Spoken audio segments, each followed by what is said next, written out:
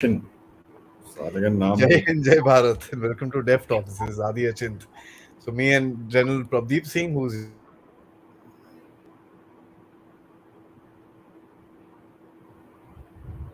to say, our prigozhin Saab has kind of bounced,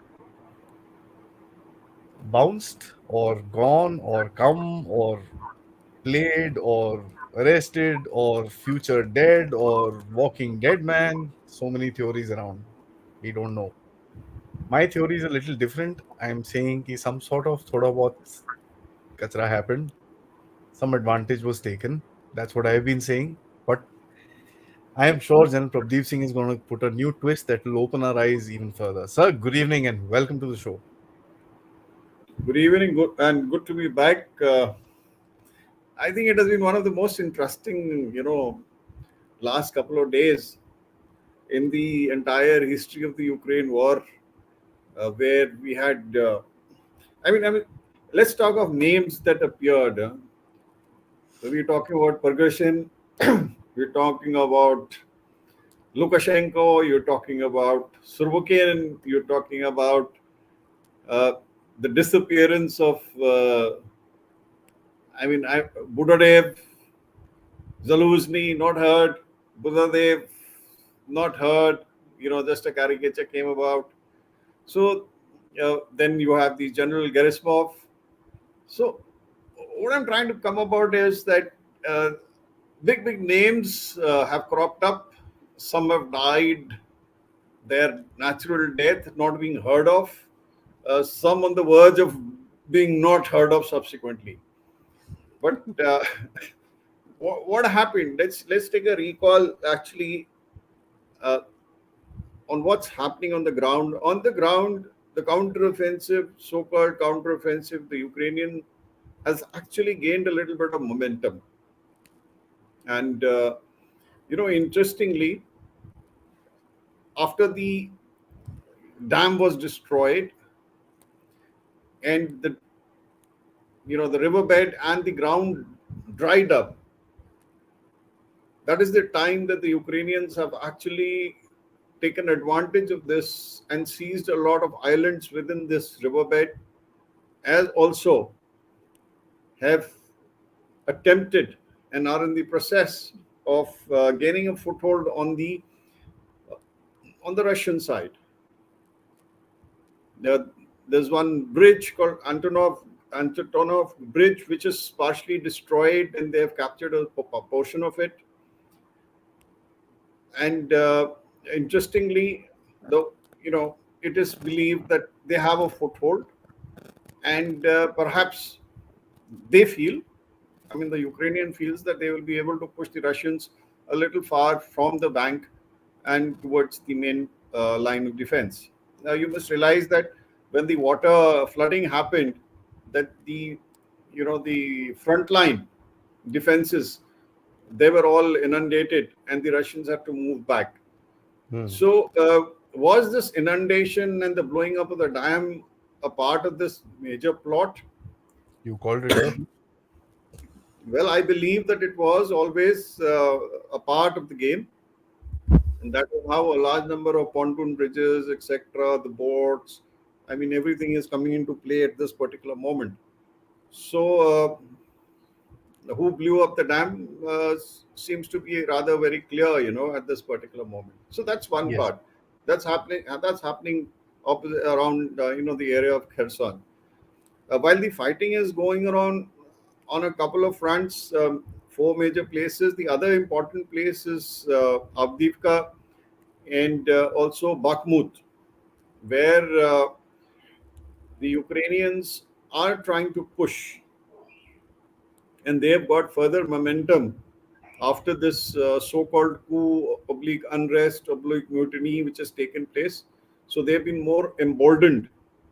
Notwithstanding all this, the Russian armed forces continue to badger them and destroy them. And And advance. I'll talk about it a little later also about this, as to how it's going to play out. And Of course, that's the fighting part of it. You have all these missiles going in. You have the Lancet missiles, the drones taking on the tanks. Interestingly, if you have noticed that the chatter about Leopard tanks has gone down. Have they been pulled back, or have they all been destroyed, or most of them been destroyed? Is a moot point. I have tried to get the figures of, the number of tanks which have been destroyed, and the other pieces of equipment that have been destroyed, but somehow it's not available in a consolidated form anywhere. It's always there in bits and pieces, and one has not been able to get a complete picture of the whole thing. Notwithstanding, all this is on. So what I'm trying to tell you is, ground situation, no change. That's what I'm trying to say. No change in the ground situation. Now let's come on to what happened over the weekend. So, like, there was so much of talk that there's mutiny, and Prigozhin Wagner forces moved on to Rostov, uh, and then they've captured the southern headquarters, and from that's the headquarters from the entire where the entire Ukraine war has been controlled. So, well, that was very strange. Wagner forces suddenly moved back, came to a town, suddenly captured without firing a shot. They captured the headquarters, uh, and people greeted them, and the Russian army also just watched. So there were no major clashes. There may have been minor skirmishes here and there between the Russian troops and army troops and the Wagner forces, but I think that was extremely minuscule. And all the roadblocks, etc., which were perhaps set up, they were also put aside by the Wagner forces. And then, of course, we heard that the Wagner forces have moved towards Moscow, and they're about 200 kilometers short of Moscow. Interesting. And then there was this chaos in Moscow, saying, then in the entire world went berserk. The media went berserk with theories that is the end of Putin, and Russia is going to break up and all that.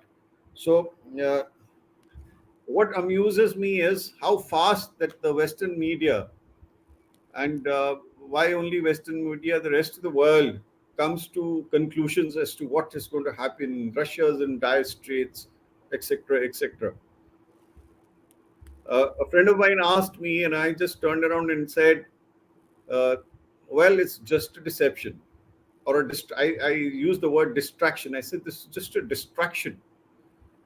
The actual game is something else." And my friend, who was a very learned, classmate of mine, was very, very learned.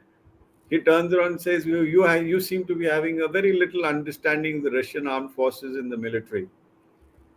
And less than 24 hours of his comment, uh, we had absolutely, reversal of what happened. We heard Lukashenko coming down, brokering a kind of a peace deal, and ensuring that there's apparently no arrest of Prigozhin taking place. He is not eliminated, and he says, I'll give you shelter there. Come to my country, most welcome." And he told Putin, "My friend, look, don't worry, I'll look after him, and I'll ensure he doesn't create problems for you." Of course, a couple of aircraft got shot, and some pilots also died, apparently, and wherein President Putin also came up yesterday and paid homage to all those fallen soldiers in the part of the mutiny. He was pretty harsh at all the statements. So, what did he exactly do is what is interesting. Now, if I were to ask most of the people, they would turn around and say this was an actual mutiny, this was a coup, this was a way of showing dissent. Uh, Prigozhin was showing dissent, and he was unhappy with the generals, and so on and so forth. And he wanted the war to be conducted in a particular manner, and it was not going as per his wishes. Well, the fact of the matter remains, Wagner forces are basically forces, uh, not regular armed forces, and it's the generals who play the who fight the battle. Wagner forces are just private military contractors, and it's just a contractor who's fighting for Russia on payment basis. So whether the war was going as per his plans or not, he's nobody to say, because it's the the commander on the ground who decides how he wants to fight the battle. Anyway, notwithstanding. So what's the status today? Status today is things are normal back in Russia. Putin gave a speech. They had a 1 minute silence. Prigozhin he flew down yesterday from Belarus. He came to Moscow, then he flew back, and he went to not to he did not go to Belarus. He went to St. Petersburg, and that's what he did. Where is he? There were reports he's in a hotel without a window. Nobody had seen him. Uh, as per my reading, as of today, he's in St. Petersburg and not anywhere near in Belarus, because his aircraft is getting tracked. Now, we will talk about it a little later. So, as to what is the game plan, in my opinion, I may be totally wrong. It's quite interesting. Yeah. Assessments are still assessments, sir. I mean, that's what it is. But let's look at the most probable assessment, as you're talking about, sir. Two, three ground things before we get into the theory that the assessment that you're trying to bring out. One of the biggest ground things that we need to notice is that Putin today cancelled all the contracts for Prigozhin's company, which is Concord. All the catering contracts and this and that, everything has been cancelled.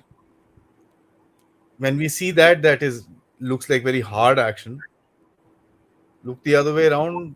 A lot of the, I think, 8-9,000 outset. That's the highest figure that I can see of Prigozhin's fighters who were part of him out of a total force of, let's say, 30,000. So that's about roughly one third. The rest of them didn't go.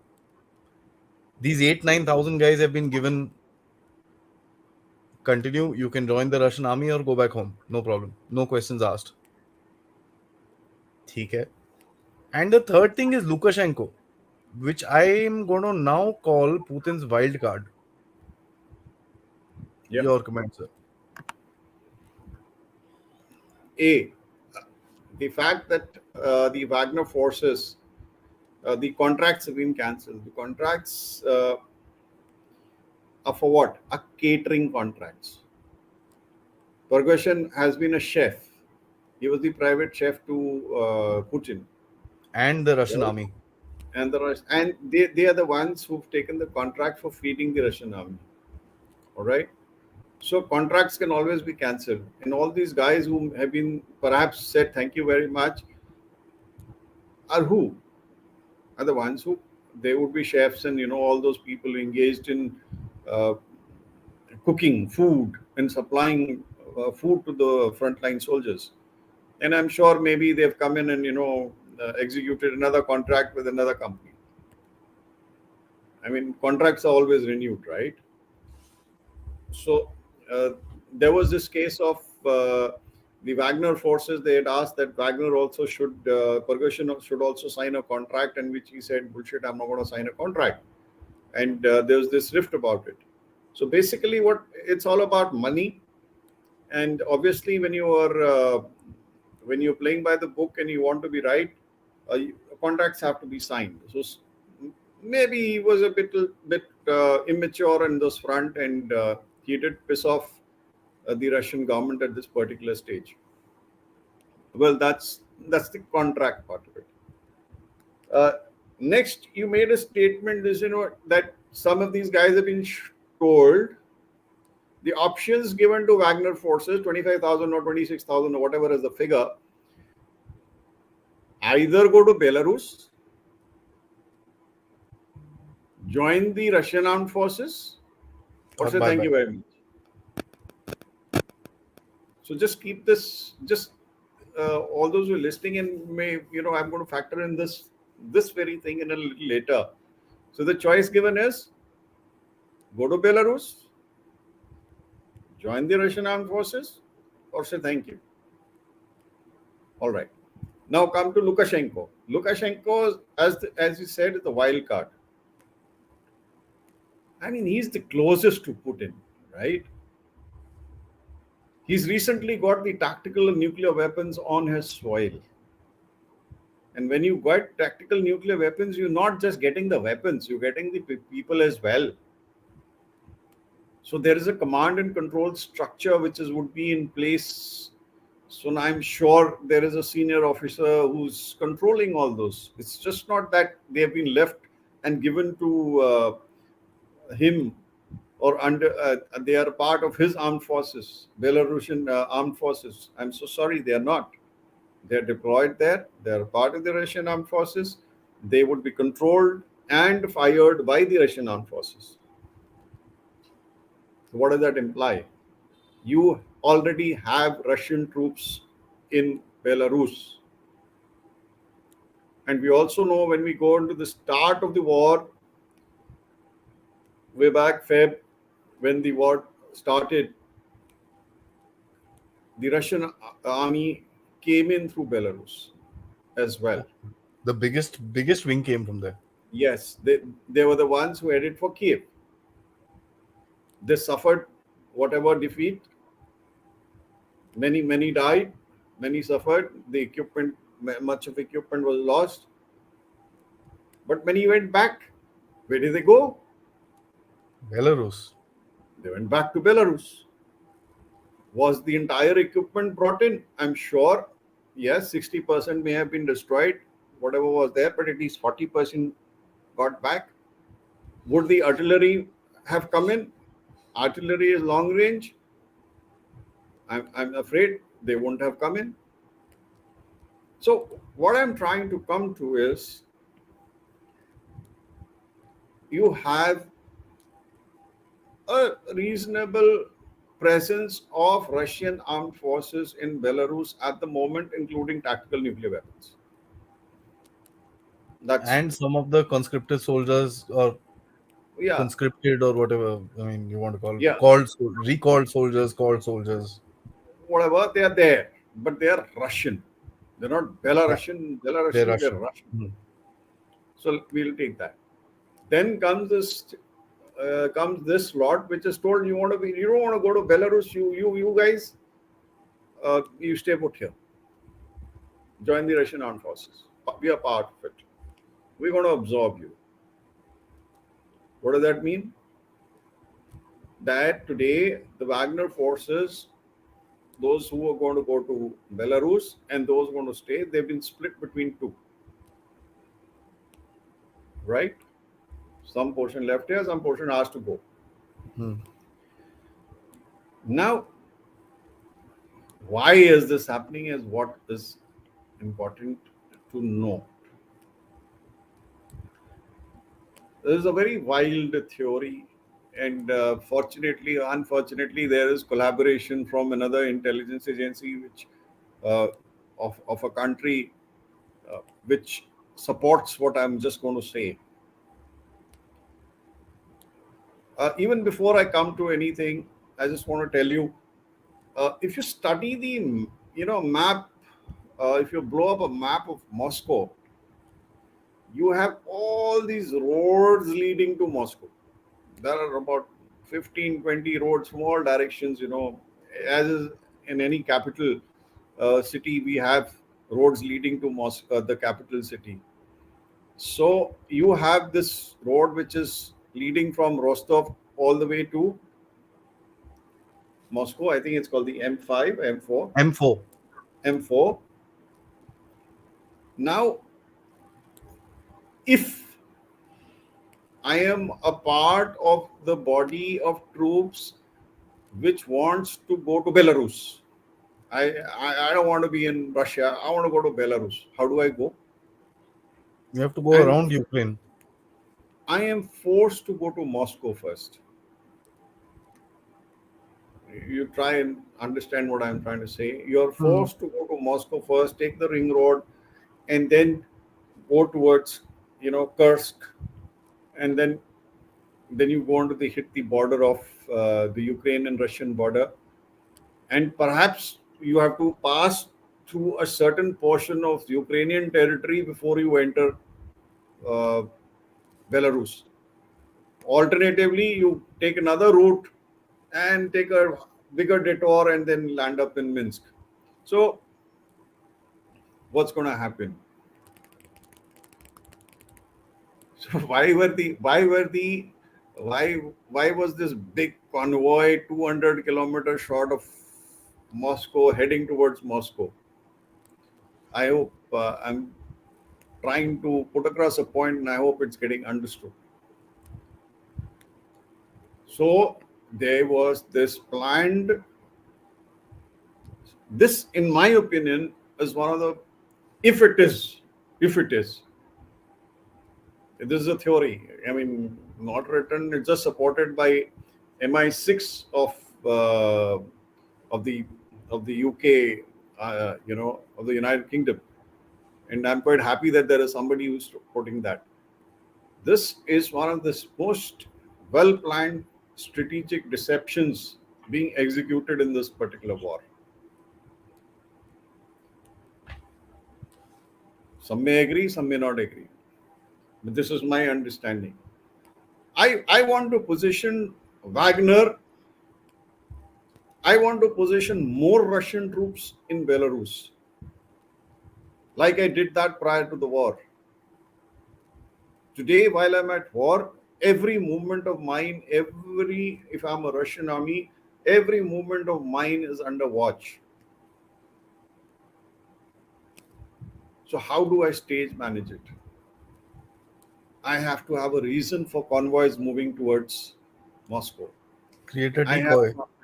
I have to have a reason to transfer prigozhin from Russian territory, Ukrainian territory into Belarusian territory, because I want it there. Because I One want might it. ask why, because this guy is like one of these stormtrooper kind of crack troops who are. Yeah, he is there. Hmm. He is. And interestingly, so before I don't want to jump. So if you see this movement, everybody has to go to Moscow. From Moscow, then I will take a route which I want to take, and then head in towards Minsk. And this is precisely what was planned. Uh, in any case, the Wagner had already delinked. This is a part of a grand plan. Actually, they'd already delinked from Bakhmut. They were The resting and Akhmat, regrouping in their camps, yeah, the and from Akhmat the guys had camps come. and from their camps they came to Rostov, and Rostov onwards they were moving towards they took the M4, and then they were headed towards Moscow on a longer route. So this is stage management of troops at a very strategic level. When you ask me why, I want to be there shortest to Kiev. If I enter through Belarus, this is the Russian army entering from Belarus. Are regular troops of the Russian army which are going to be entering from Belarus, from the side of Belarus into Kiev, towards Kiev. Well, my friend, they are not regular soldiers. They They are are, not regular troops. So the yeah, Russian army, mercenaries.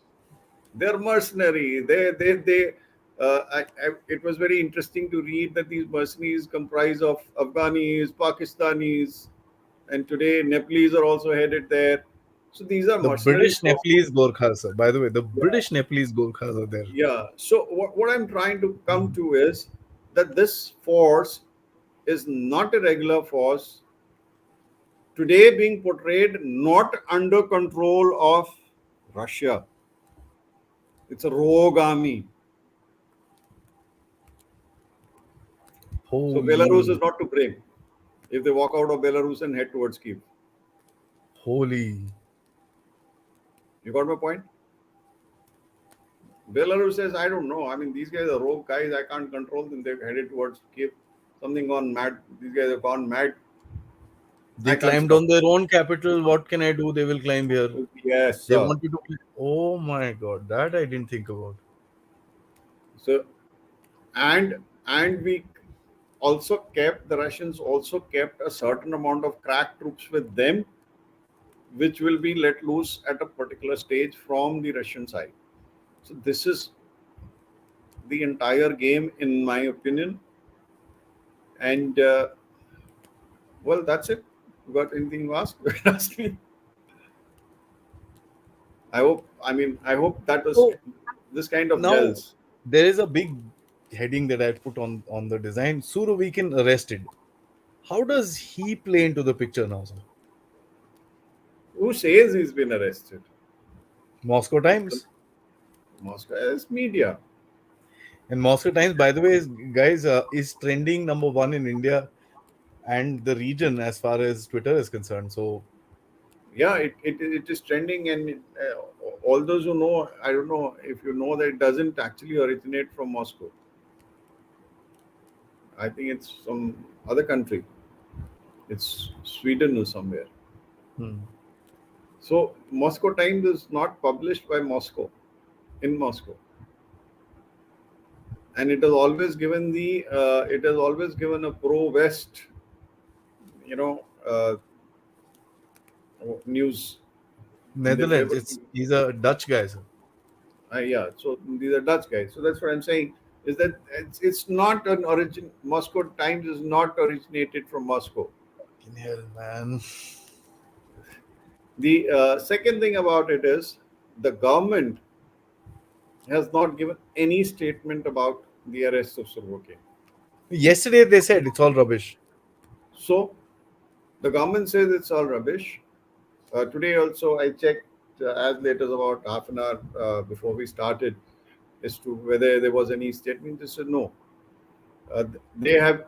He has been apparently questioned whether he knew about it or he didn't know about it.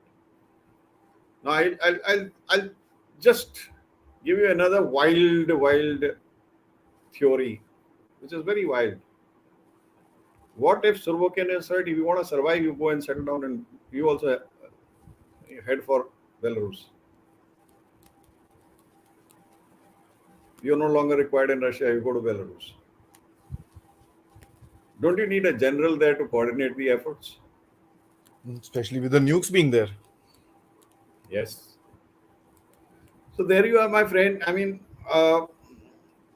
this could be the biggest twist in the entire tale, and I hope I'm right because this is my reading of the whole thing. Coups don't happen like this. Mutinies don't happen like this. Uh, Forces like this just do not confront the armed forces So let me just see like the that. narrative around this, sir. We've had statements from Joe Biden who said we have nothing to do with this. NATO has nothing to do with this. I don't know what's happening. It's their problem. Exactly what he said. Tony Blinken came out and literally read the Neocon journal and said Russia is weak, Russia is this, Russia is that. Didn't really say anything. And at the end of it, he actually came out and said that, uh, you know, this this is weakened Russia a little further. So not very consequential. The Britishers are kept quiet. The entire neocon globalist cabal is quiet. They don't talk. Obviously, And they to add on so to this, sorry sir, but the big eight in the US Congress was briefed on Wednesday when this thing actually happened on Saturday, Friday night. so so what do we conclude that this kind of thing was perhaps meant to actually happen,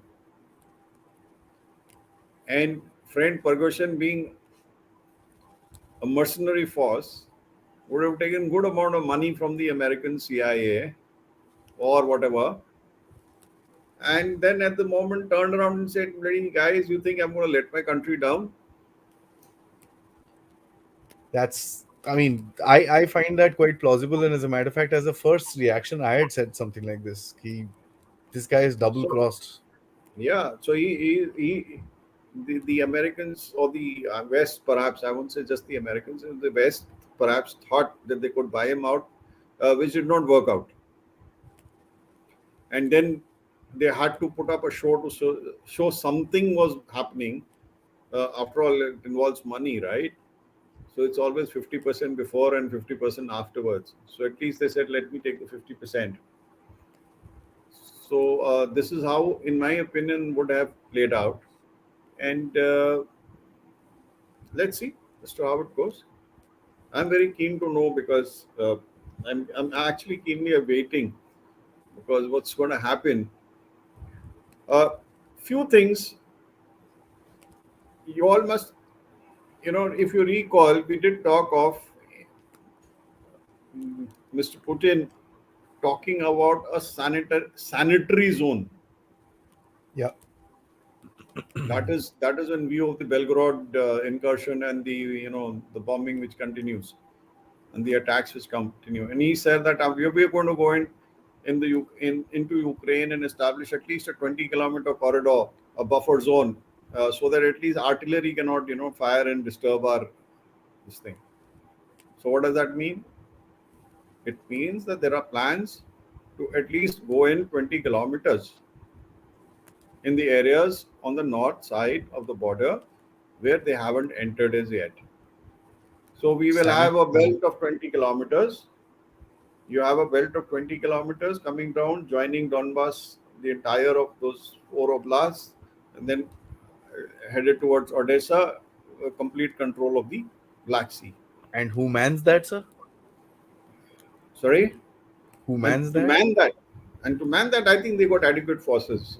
They got all these Wagners and whatnot. That's what I'm kind of hinting Yeah, at. so Hmm. they got these guys who are going to man that and ensure that none of these rebel groups, whatever Russian volunteer force and all that, they come into play in this particular area and they don't trouble them. So these kind of things are yet to happen. And then the most interesting thing which is going to happen in the next couple of days, maybe week, 10 days, is if if these guys are smart enough,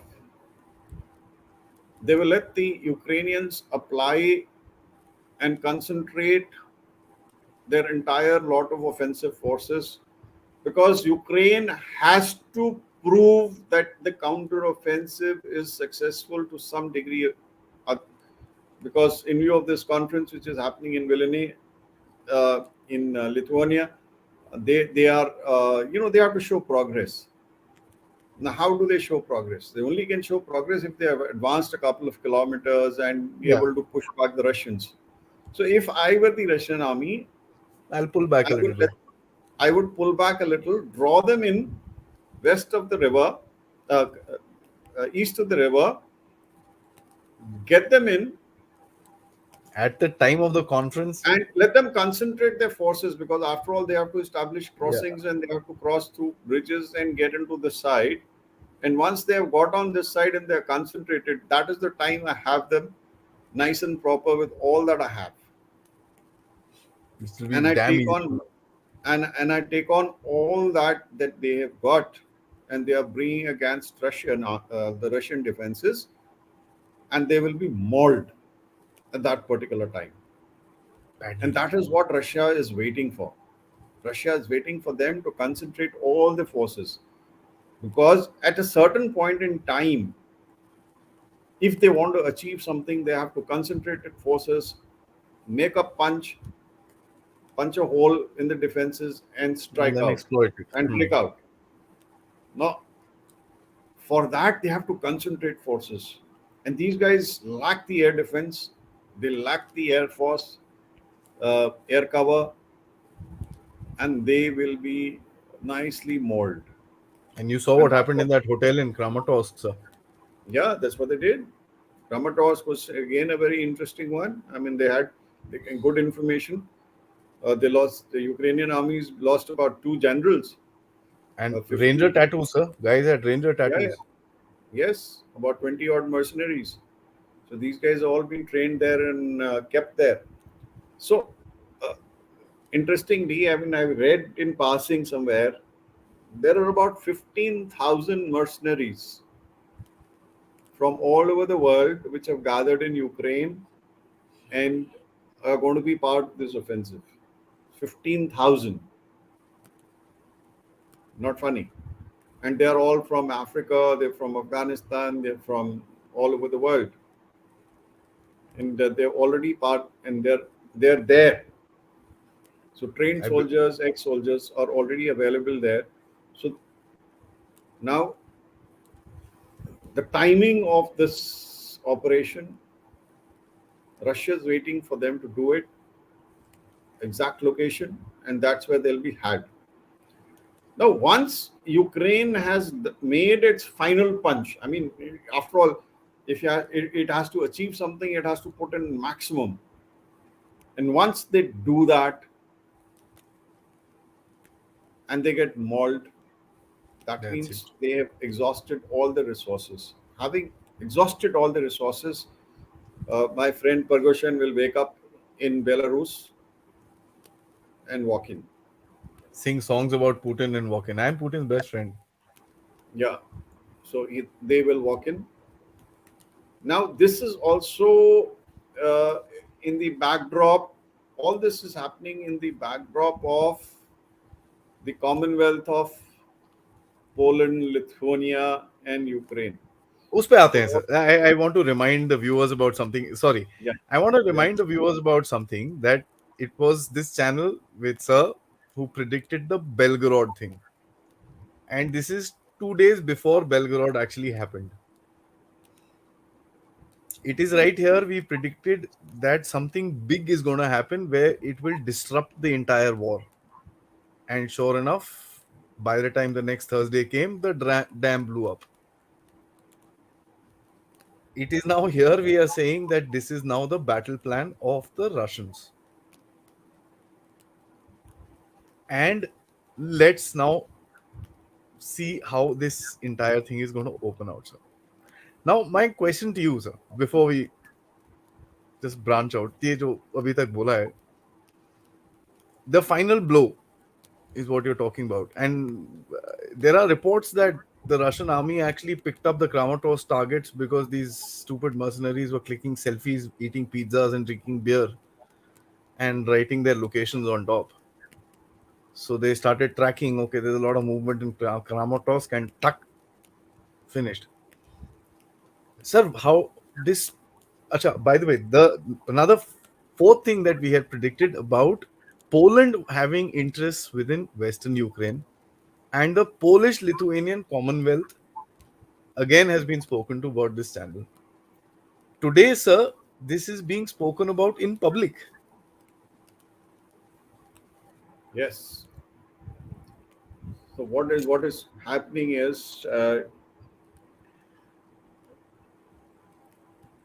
this is going to be announced pretty soon. Now, I'm going to relate to two statements. One is of the NATO boss. He turned around and say that Ukraine is not going to get, it's not going to be a part of the of NATO because till such time war is on. At the same time, you had the Latvian, prime minister making a statement that something interesting Big surprise is for. going, is going to come about, is going to come about uh, very soon. Now, what is this interesting part? This interesting part is uh, Poland walking into Ukraine, claiming Western Europe, Western Ukraine, and the formation of a Commonwealth of Lithuanian, Polish, and Ukraine, or that Ukraine would have been absorbed. So that part of it is going to come about. So there's going to be merger of countries.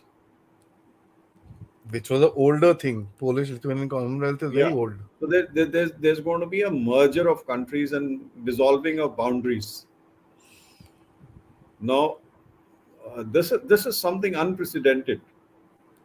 We've heard of countries disintegrating, but we have not yet heard of countries uniting and creating a commonwealth. So this is going to be something new which is going to come up in this geopolitical uh, arena. And by what happens thereafter, when Poland is occupied part of Western Europe, Western Ukraine, and the Donbass and the eastern Ukraine has been taken up by Russia up to the Dnieper River, and what is left of Ukraine is just one or two oblasts, and I do not really know. And they will be then forced to remain neutral in this entire thing. You see, you must recollect that little strip of Trinistria, which is adjacent to Moldova, Northeast of Moldova.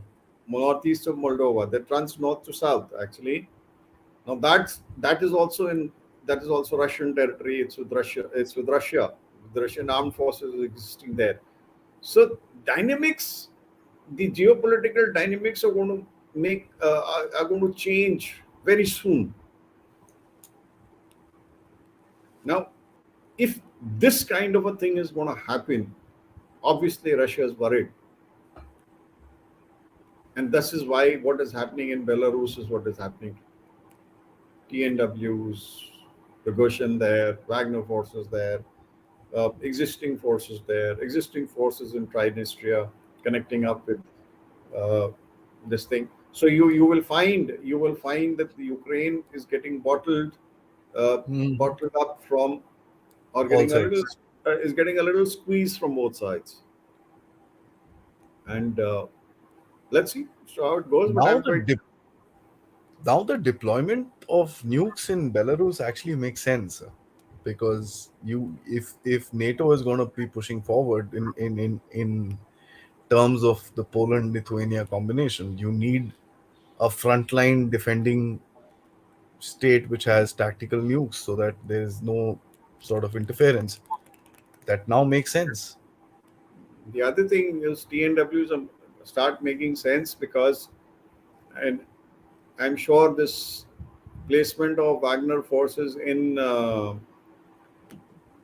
this place, Bel- Belarus, was a part of the bigger game plan, because once the TNWs are there, Belarus cannot be fingered.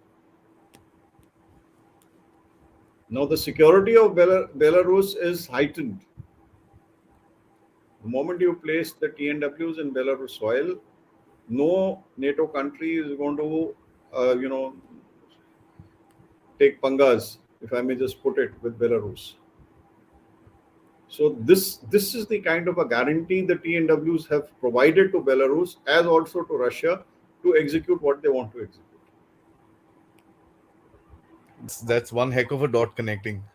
And with your track record, it has just elucidated the 4 points that if the 3 points, and the fourth one is this, the whole Wagner game. You've been spot on till now. I mean, if I there was a hope so. number, It works. I hope so. It happens. It's just an you've assessment. already hit a hat trick. So this will be a, let's say in the Indian context of it, a quad. Yeah, let's see. So Chota sa, guys, small request to everybody. Please like this video. We have about 360 plus people watching. Please like this video. Please subscribe to the channel. Spread the word. Oh, we just jumped to 380 by the time I was speaking. Good. I should continue speaking.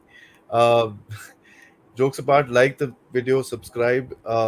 Please understand we had some guys from Russia, and as a matter of fact, two, three guys have written stuff. I've also had guys from Ukraine writing to me saying a lot of stuff here and there. So that means it is this particular thing is reaching certain areas. I have my serious. I used to say it jokingly, but with the way that Sir has been hitting the accuracy, I think somebody else is also watching this. It's something that we need to be aware of. But jokes apart, guys, it is important that we consider all angles. We need to understand a larger game. The Russians play these games with the world, and the one of the biggest things that I'm getting more and more convinced towards your theory, sir, is the factor that it started and it ended. which insurrection finishes within 24 hours. It was literally tuck, tuck, tuck, tuck, tuck, tuck, tuck. People talk about that airplane that got shot down. Now, I don't know whether they had the people or these buggers were flying it by remote control. I have no idea No, because when you play strategic games like this,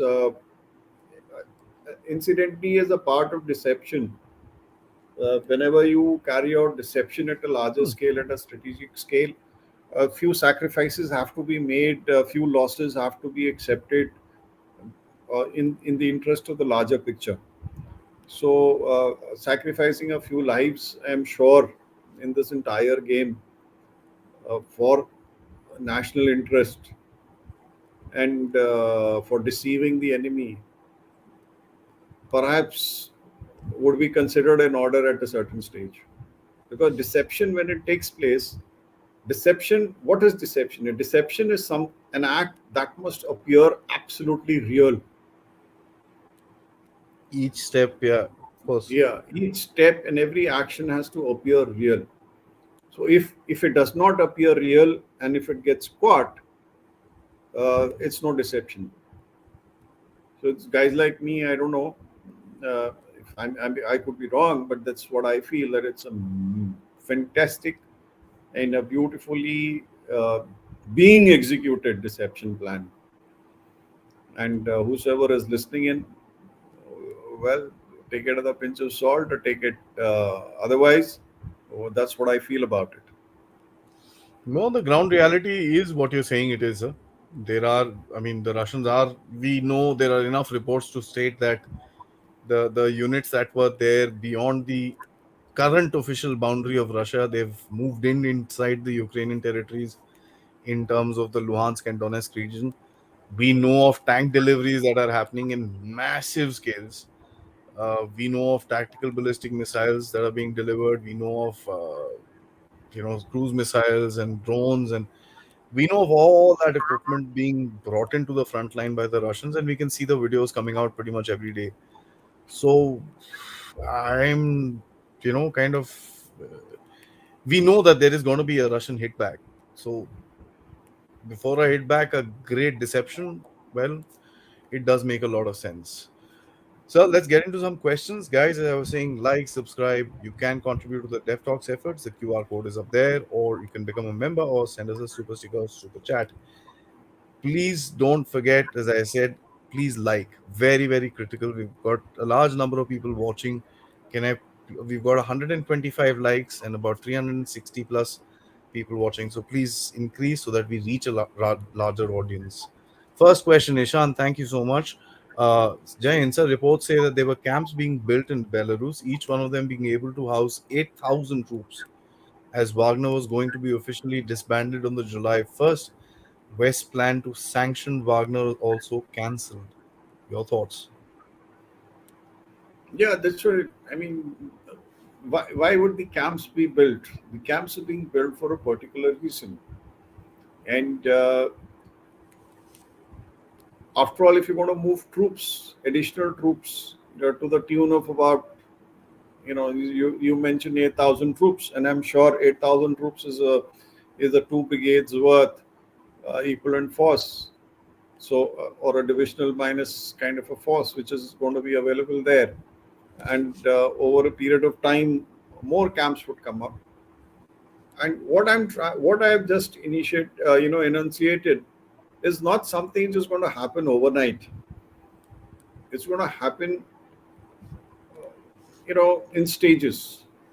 It's going to happen in stages. Now, when you talk of Wagner being officially disbanded, well, it's not happening. Sanction of Wagner has also been cancelled. Why? Because they went and rebelled. So the West is pretty happy, these guys are our friends and stuff. And even if disbanded, it's been disbanded. As I said, it's been split. I won't say disbanded. It's been split. You want to be in, you choose. I mean, it's just to tell the public, to tell everybody. It's not you choose. It is basically you go to Belarus and you stay here. So this component Oh, goes there, this component stays here. And now no more of bloody, cooking food for people, you bloody well fight. That's where the contracts getting cancelled comes in.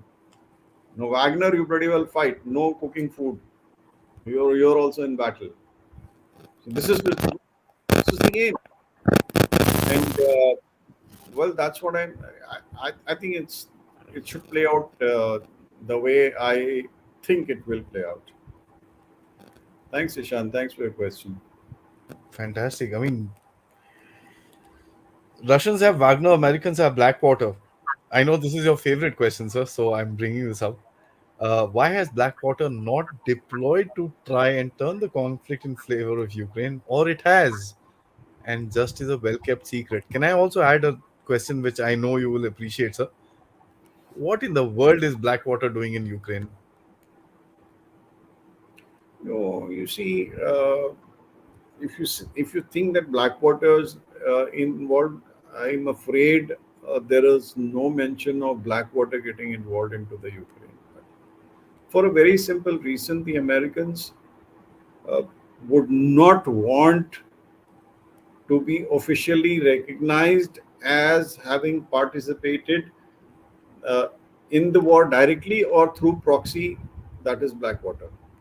Hmm. So it would be naive if we say or recognize that Blackwater is inside and doing what it is doing in Ukraine.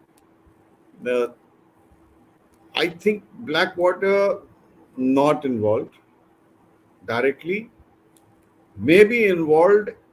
I'm saying adding maybe involved in getting mercenaries together and pushing them into Ukraine, but not under the Blackwater name.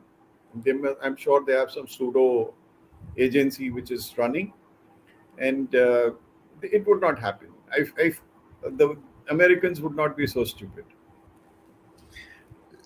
But there are talks of Blackwater getting involved in the reconstruction, right, sir? Yeah, because Blackwater basically, is a reconstruction company. When you say Blackwater, Blackwater is a company which ensures destruction of countries. Not mind my what I'm saying. Ensures destruction of countries so that they can go and reconstruct. So for their own protection, when they are doing the reconstruction, they need armed manpower, and that is where that comes in. So his interest is reconstruction. Blackwater's interest is reconstruction. His interest is not getting involved into fighting per se. It and all the mercenary forces that are there, they are in support to the reconstruction program, if I may just put it.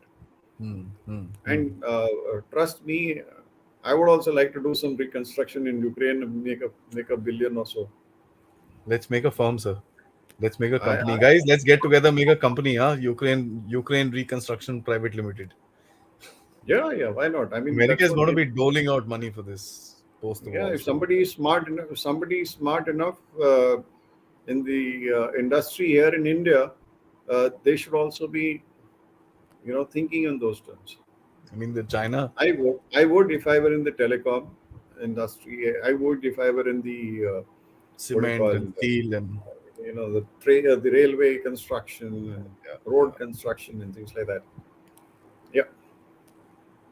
Thanks again, Ishan. He says, "Sir, Western think tanks are reportedly briefed on this last week before it occurred. In addition, they seem to be losing track of $6 billion. Do you believe that it was turned around on the West and Russia is a few $1 billion richer now?" Well, they knew before it occurred because all this while this is nothing new. This is nothing very new. This is a game being played over many years. They've been trying to weaken Putin. They've been wanting to have a rebellion, take place within Russia. So these things are planned, and as we did mention, this, I won't say whether it is this 6 billion or whatever, but definitely a large sum of money would have been paid to Prigozhin to turn the tables around. Unfortunately, his loyalty rested with Putin, and this is how it did not work out as per the American plans. And trust me, the intelligence, whether it's American, whether it's Russian, British, uh, any country worth their salt, the Chinese, the Indians, Pakis for that matter, the intelligences do a great job. They know exactly as to what is happening, and they have all the sources of gathering intelligence. They have their sleeper cells, they have their moles. A large amount of money is involved in this espionage game. So they would have known, they would have tried to engineer it, looking for a ripe moment. If they, supposing, I mean, just hypothetically, if it had succeeded, if this had actually succeeded, believe you me, the Russian army would have just laid down arms and let the counteroffensive proceed at a pace, and the tables would have been totally turned. Yeah. And the 1917. and the total aim of annihilation of Russia would have just taken place with one stroke. So what is 6 billion? If I may just put it, if 6 billion was to be pushed in to orchestrate this and had it worked, you see the gains that the West would have made. So what is 6 billion? Peanuts. Given how quickly Wagner went from freedom fighters to terrorists, I wonder who will play Zelensky in his biopic, and we know it'll be made and win an Oscar. Brad Pitt, perhaps. Just a light comment, sir. Whether I am sure Brad Pitt is one of my favorite actors. He's not want to get involved in such a filthy kind of a game uh, where Zelensky has to portray Zelensky. I think the best guy to play Zelensky in this biopic will be Zelensky himself Zelensky himself. after he's He's an been actor. removed from power. After all, he's a comedian and an actor, so that's how it is. True. Uh, he'll actually make a nice biopic. He walks around like a hero, man. He walks around like a hero. I mean, he doesn't own a formal suit. I mean, he is like a, I'm the Lord, I'm the general going around the battlefield. Why is this war so unpredictable? There's so much happening. Then there's random surprises, drones, rams, mutinies, plus biased reporting. I don't know what to expect anymore. Watch wars, us every Thursday night. You'll know what to expect after this. wars are always meant to be unpredictable. Yeah. Wars, well, wars are planned, plans are made, plans are not meant to be shared with me and you, and plans invariably do not work out as per the plan. And every day a new modification has to take place and a new thing which happens. So that's what all war is all about. War is absolutely unpredictable. You make a plan, and to the plan you work out so many contingencies. If this doesn't work out, if this happens, we'll do this. If this happens, we'll do this. You will do this. You will do that.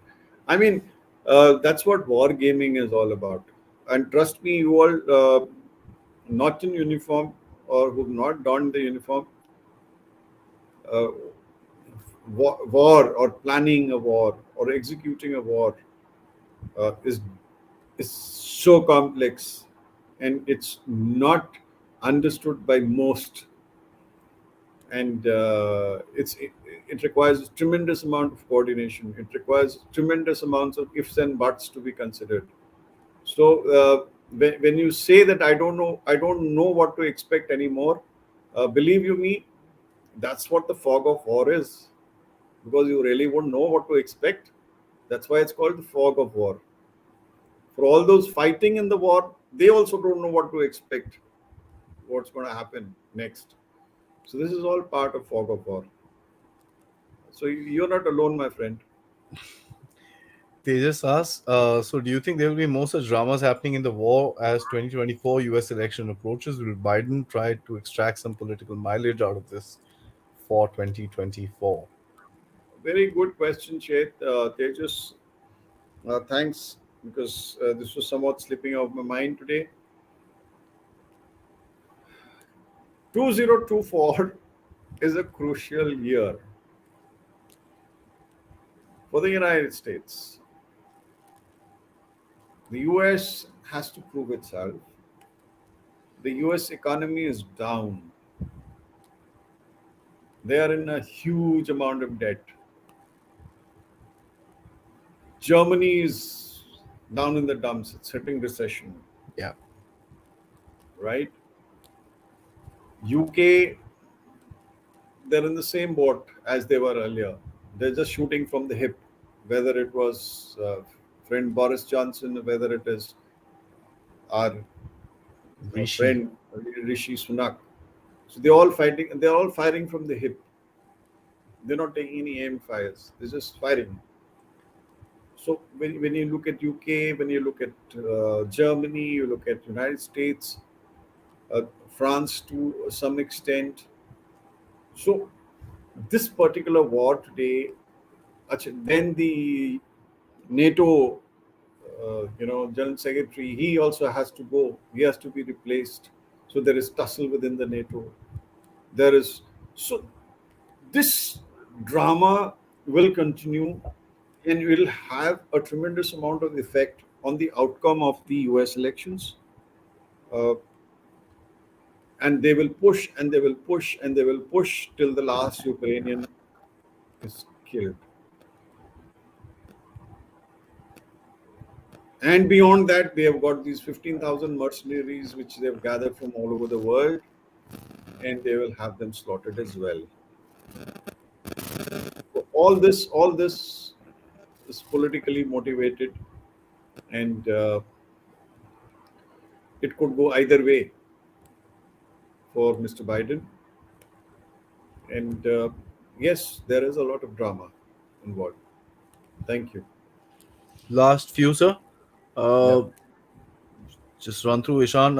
He says, thanks so much. He says, at this point of time, do you think the new equipment like Merkava, the Leopards, and F-16s, and the 50 billion budget proposal to Ukraine will make any difference to the counteroffensives as planned? At this stage, definitely not, because they are not going to come in by this time, until unless that is the this whole game is about this.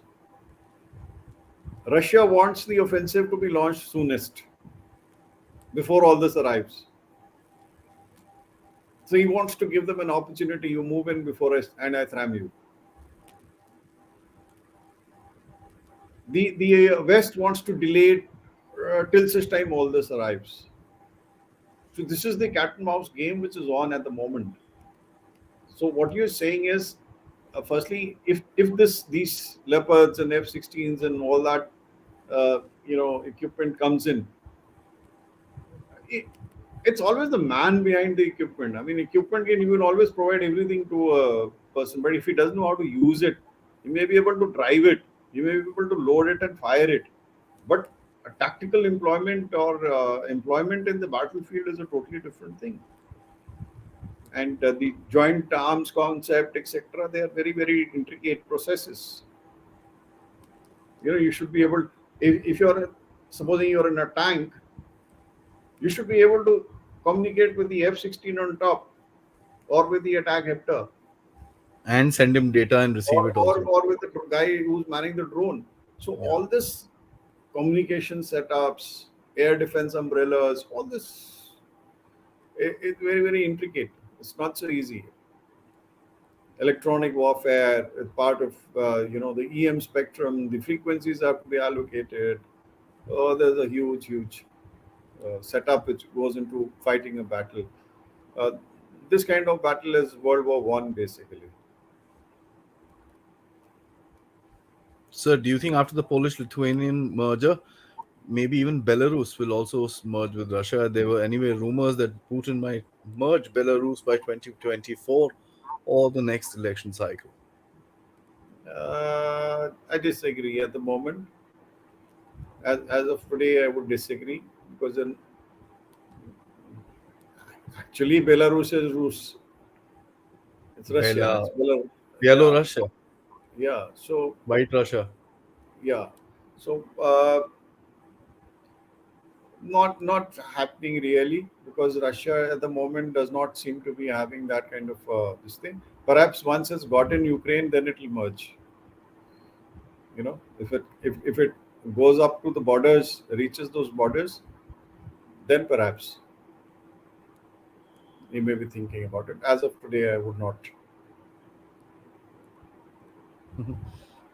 Tejas says, Jansa, he walks around like a hero, but he wears the same T-shirt every single day.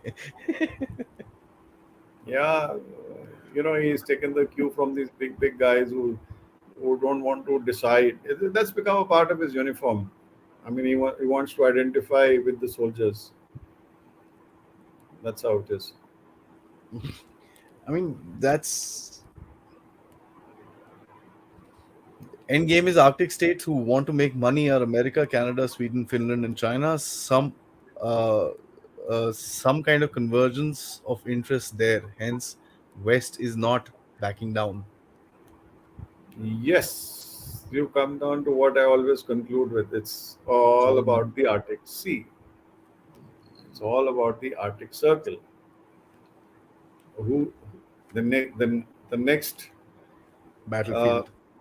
next battlefield, next area of concern or the economic war zone is the Arctic Sea, and that is where Sweden, Finland, and China is getting cozy with Russia and all that. So the, this is going to be a very interesting game uh, once it pans out in the open. As of now, we all of us who are following geopolitics, I think, must read about it and keep ourselves abreast because that's the next big thing which is going to happen and shape the world. Yeah. So, two Thanks. comments before I come to a very interesting last question. One says, please inform Dev Talks to your friends and family who are interested in geopolitics. The guests are amazing, very informative. Thank you, Mr. Mohan. I appreciate that. A comment from Ishan once again. Thank you so much. He says, I may add Blackwater has changed his name, and according to rumors, he's also is the benefactor several times. And since the Afghan exit, his founder hasn't been too pleased with the US foreign policy. That's a Thanks, Ishan. comment. Thanks. And we'll read into And it. Yeah. this is the interesting one. Rabi Tasan says, if you had to choose between below average equipment but high interconnectivity or state of the art equipment with but below average connectivity. Okay. Good one. Uh, Rabit, it's to fight a war, you have to have a well-oiled. It has to be a well-oiled machinery. When you're saying a well-oiled machinery is you can have the best of equipment, but if you don't know how to use it, it's worthless. Hmm. You may have not so good equipment, but you know how to use it, and you're connected, and you are able to work together because everything is based on communications. Everything is connectivity. If I have to communicate from one tank to the other tank, I must be in communication. If I have to communicate and get artillery fire, I have to be in communication. If I'm the soldier on ground and I'm being pinned down, I must be able to call the air.